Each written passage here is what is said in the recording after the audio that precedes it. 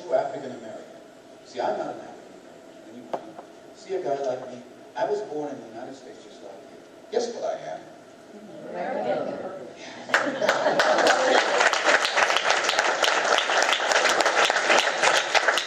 Thank you. Let's get it. Oh, my work is done. But Don't think you can sit down yet. But really, folks, we are all Americans. And I'll never forget another little story before I get into some serious stuff. Four friends of mine and myself, we were college students. We used to take long drives, or either super long bike rides to different destinations around the country. This time we were in a car. We were going to go to Chicago. And, you know, we thought we were the it guys. We could go to any city, meet girls, just hang out, have a good old time. We thought we were all that. Anyway, we were in the countryside in Illinois. And because of the stories that my dad told me, you know, this United States is awesome. We were, and I saw the soil. I don't know if you've ever been to Illinois and seen the farmland, the soil. It is like peat moss. It is so moist and soft. I had to get out and touch it. I couldn't believe it. I said, really? How God has so blessed every area of this country so uniquely, and how well put together it is. Well, the reason why I actually got out is because we got stuck. and we were kind of, because all of a sudden, we saw some pretty big fellas about his size coming in our direction. And they were coming in different directions too, big guys. All of a sudden, you know, they're just walking up. And a couple of them had blue blazers. And one of them had a drink in his hand. I said, hey, they're walking up with blue blazers, and one guy has a drink in his hand. I think we're going to be okay. He came up and says, you boys having any trouble? And I said, well, we're just kind of stuck in the mud here. And we'd like to get out. We'll be right on our way. He says, well, no need for that. We'll get you on out here. He said, I'd like to invite you boys on back here and have a little food with us. And we were just out here, just having a nice barbecue, a few drinks. And we looked at each other like, is this, a Twilight Zone? Are we going to get out? And I don't know, I got a gut feeling that we were with some great Americans. And I said, I don't want to miss this moment. I told my partners, I said, look, I don't want to miss this moment. And they were like, no, come on, let's go. I'm like, no, let's take them up on their invite. So we went, and they were so welcoming, they were so warm. And I said, man, this is the kind of American life my dad was talking about. They were the most wonderful people I'd ever met. And they didn't give a hoot about our color or anything like that. It wasn't about that. They helped us out, and they saw us as decent people too. And they gave us a nice big meal, and we were on our way. And by the way, we did make it to Chicago, and we had a wonderful time there too. But the thing is, I am so happy to be an American. You know, in forming this more perfect union, the founding fathers sought to obtain the right balance between two extremes. One, rules, law, where all power lies in the government, where it's overbearing, brutal, and it rules with an iron fist. It rules over the people from cradle to grave, something that Mr. Obama is working on right now. And the various communist regimes and today's dedicated Muslim jihad waging groups, which threaten even the very foundations of our republic, term democracy comes to mind when I think of what they're talking about when we talk about rules. Now, the other extreme is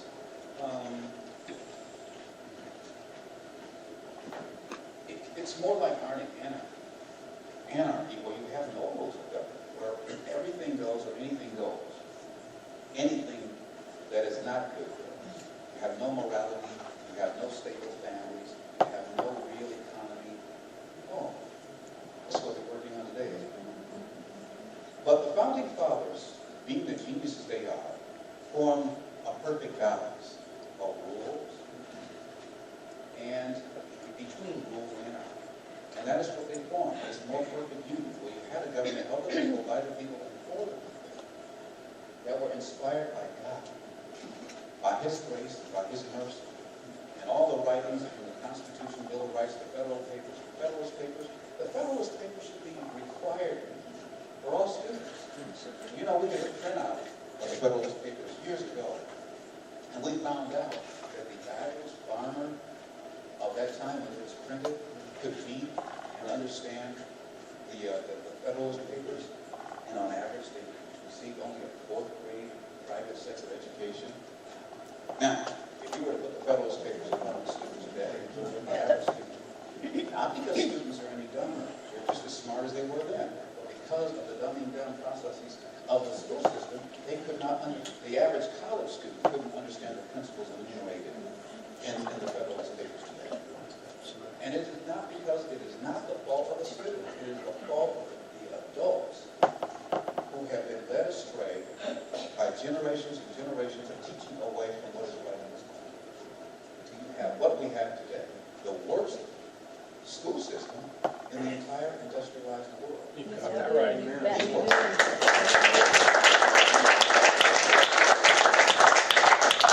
You know, the Bible plainly states that when the wicked reign, the people mourn. Are people happy in Buffalo? Are people happy in one of my favorite cities in the world, the great city of New York? Are people happy in Detroit? Are people happy in South Central Los Angeles? I should say not. El Paso, Texas. Our evil government wanting to protect them from the illegal hordes that are pouring into our country? No, they're not happy. Evil and evil rulers brings what? Death, destruction, unhappiness, and just a horrible way of life. And it gets worse and worse and worse because they so pridefully want to rule over you.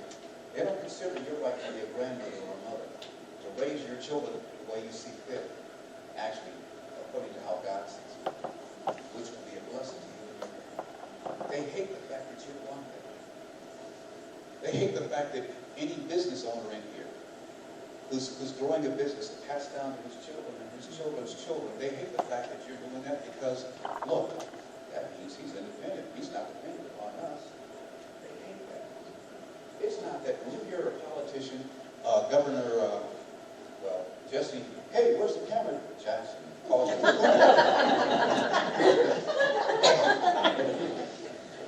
A rich idiot, but an idiot nonetheless.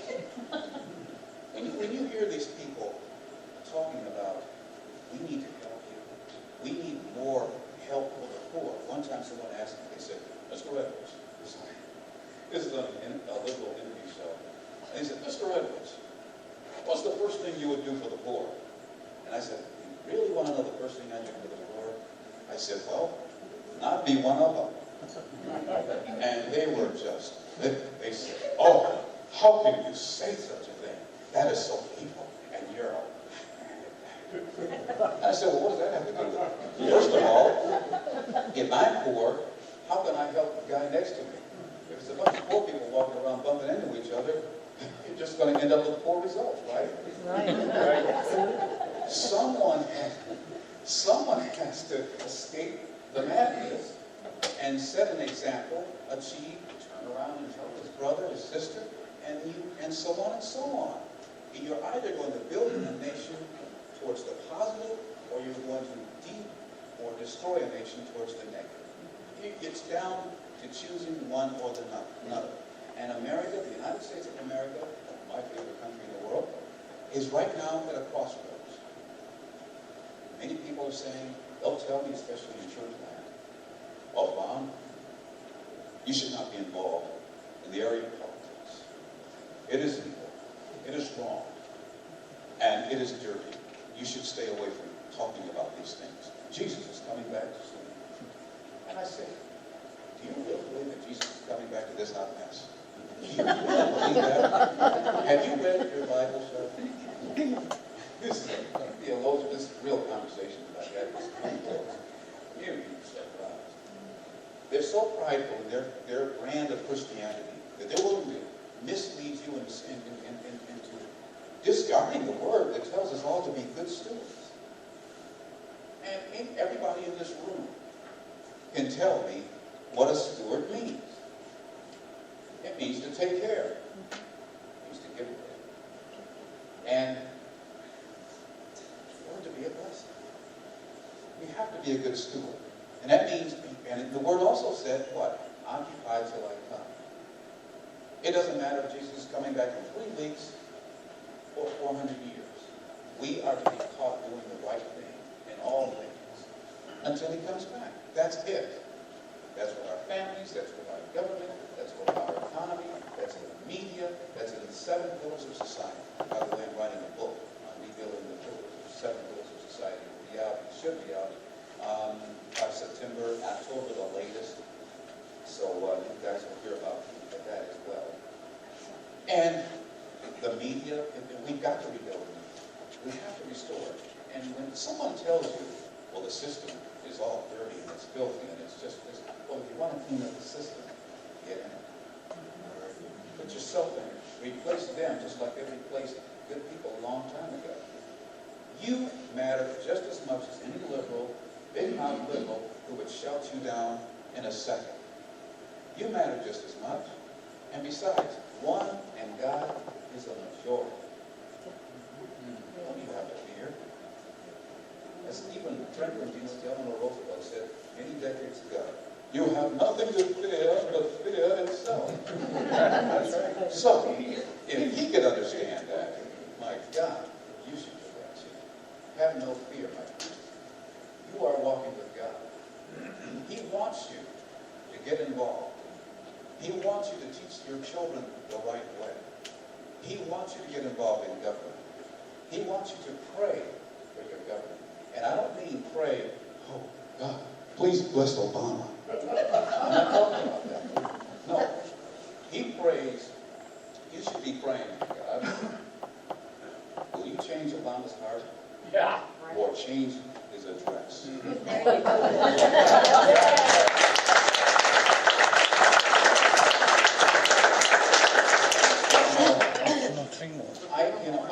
I love God. And I don't want anyone to think that I don't. But sometimes these people really get things wrong, taken the wrong way. And it's as if a giant fear factor has taken over the Christian realm of society. I am so sick and tired of Columbus, Ohio. Normally a very good city, one of the cleanest, and it's a growing city. But just yesterday, they had on the news there were pro-lifers standing around, just standing and showing signs in support of life. God gives us life, right? So they happen to support life. And this bully woman, bully female, there's a difference between just a female and a woman. She came over there and started beating on them and saying that they were assaulting her. But of course, the police there, they did the right thing and they arrested her, and she's been charged with assault, thank God.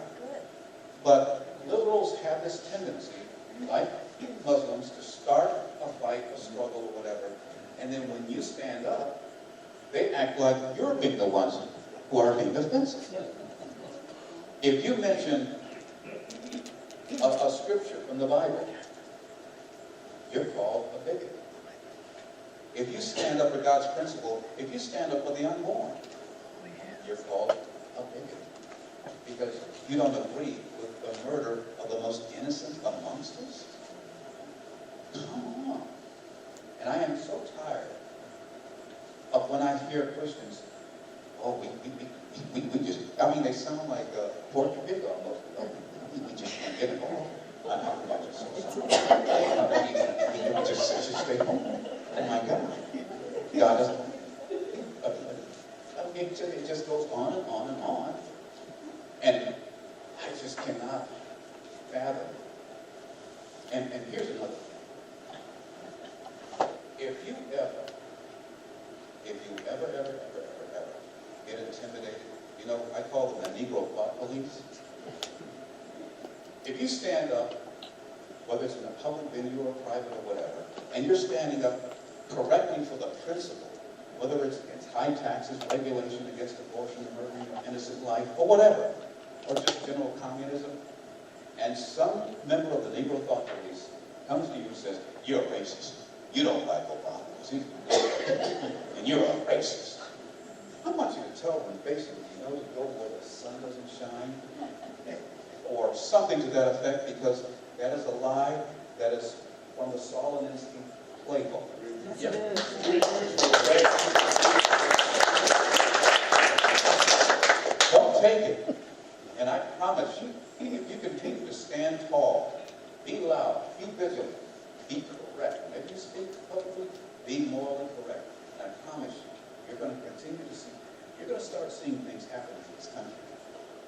There are great pockets of individuals throughout America, in Oklahoma, in California, in Texas, in Cleveland, and other locales throughout America where there have been huge prayer service. And people are praying for this nation. People are praying for tea parties. People that I know that are privately, the Eagle's Nest is a group of different groups. They're separate, but they're connected by God spiritually. And they call themselves the Eagle's Nest. And they're praying for this. They understand what's happening. And God is starting to move. One of the things that my dad used to tell me, he would say that when it's at the darkest hour, it's just before the dawn. And I'm also here to tell you that in that vein, God has not given up on the great United States of America. And therefore, he hasn't given up on you. I can promise you that as you continue to fight for, pray for, and stand for this great nation, this gift of America, God, you're going to see some things happen. You're going to see new inventions coming forward.